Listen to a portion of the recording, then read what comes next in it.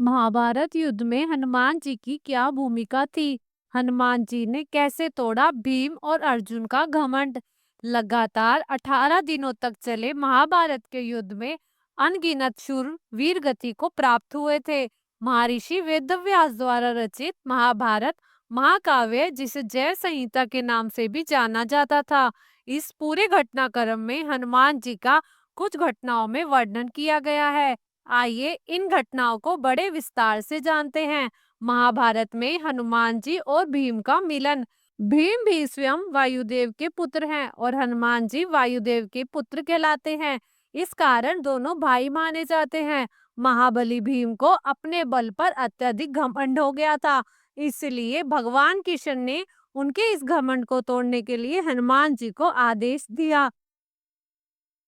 एक बार की बात है, भीम द्रौपदी के लिए फूल तोड़ने गंधमादव पर्वत के सरोवर पहुंचा। वहां रास्ते में हनुमान जी एक बुजुर्ग वानर के रूप में उनका रास्ता रोककर लेट गए।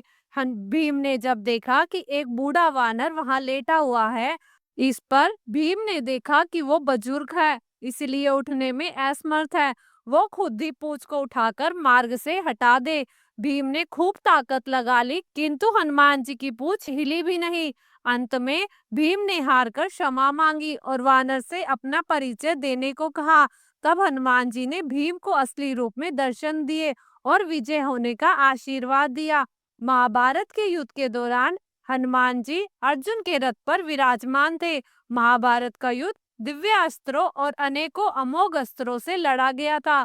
कौरवों के पक्ष में एक से एक महारथी भीष्म, द्रोण, कर्ण, कृपाचार्य आदि योद्धा थे। ऐसे में पांडवों की ओर से इनका मुकाबला करने के लिए एक ही योद्धा था, अर्जुन। इसलिए जाहिर सी बात है, युद्ध के दौरान अर्जुन उनका लक्ष्य रहता था और उस पर दिव्यास्त्रों की बौछार अधिक होती थी। कृष्ण इस बात को जानते थे, इसलिए उन्होंने हनुमान जी को अर्जुन की परीक्षा लेने और अर्जुन के रथ की पताका में विराजमान होने को कहा। हनुमान जी के प्रभाव से ही अर्जुन का रथ सुरक्षित रहा और अस्त्र शस्त्रों का इस पर कोई प्रभाव नहीं हुआ। हनुमान जी ने तोड़ा अर्जुन का घमंड। एक बार अर्जुन युद्ध के दौरान श्री कृष्ण को बिना बताए वन में विहार करने गए और घूमते घूमते रामेश्वर पहुंच गए, जहां श्री राम जी द्वारा बनाए गए सेतु को देखा। और सेतु को देखकर अर्जुन ने बड़े आश्चर्य से घमंड पूर्वक कहा कि सर्वश्रेष्ठ धनुधर होते हुए भी भगवान राम ने वानरों से सेतु क्यों बनवाया? मैं होता तो बाणों से सेतु बना देता। अर्जुन की यह बात सुनकर हनुमान जी प्रकट हुए और बोले, नहीं सहन कर सकता। ये सुन अर्जुन ने कहा, यदि मेरे बाणों से बना सेतु आपका भार नहीं संभाल पाया तो मैं स्वयं को अग्नि में कूदकर जान दे दूंगा। हनुमान जी ने अर्जुन की बात को स्वीकार कर लिया। अर्जुन ने बाणों से बने हुए सेतु पर हनुमान जी के 2 चरण रखते ही सेतु टूट गया। अपनी हार को स्वीकार करते हुए अर्जुन अग्नि समाधि के लिए चले गए। तभी श्री कृष्ण प्रकट हुए और अर्जुन से कहा कि वो स्वयं हनुमान की सहायता से अर्जुन की परीक्षा ले रहे थे। इस बार श्री राम का नाम लेकर सेतु बना। अर्जुन ने ऐसा ही किया। इस बार हनुमान जी के चढ़ने से सेतु नहीं टूटा। इसके बाद भगवान श्री कृष्ण ने हनुमान जी को अर्जुन के रथ के ध्वज में विराजित होने के लिए कहा।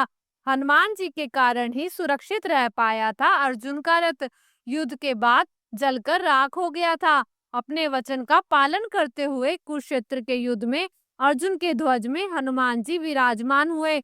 बाद में श्री कृष्ण ने सबसे पहले अर्जुन को रथ से उतारा, उसके बाद स्वयं उतरे और तत्पश्चात हनुमान जी को ध्वज से जाने की आज्ञा दी।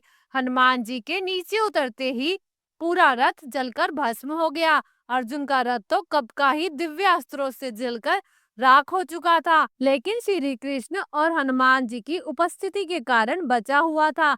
हनुमान जी आज भी इस सृष्टि में विद्यमान हैं, इसलिए उन्हें कलयुग का प्रत्यक्ष देवता भी कहा जाता है। निवारण के लिए हनुमान जी से जुड़े कई सारे उपाय किए जाते हैं। दोस्तों, यह कहानी अगर आपको पसंद आई हो तो कृपया इस वीडियो को लाइक करें और ऐसी ही बहुत सारी कहानियां सुनने के लिए हमारे चैनल को सब्सक्राइब जरूर करें।